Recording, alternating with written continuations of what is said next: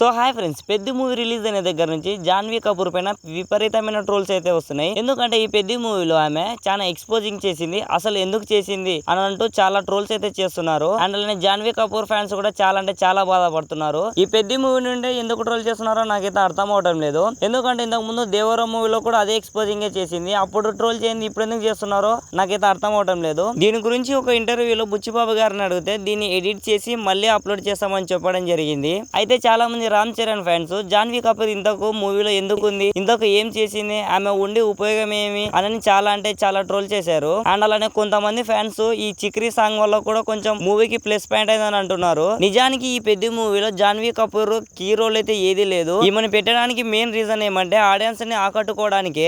And అలానే ఈ movie ఇంత పెద్ద సక్సెస్ కావడానికి మెయిన్ గా మన రామ్ చరణ్ గారి యాక్టింగే.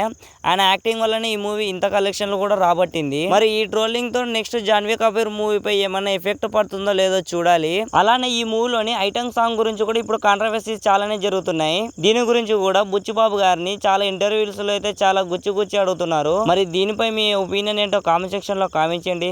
వీడియో నచ్చినట్లయితే ఒక చిన్న లైక్ అండ్ సబ్స్క్రైబ్ చేయండి భయ్యా. Thank you for watching.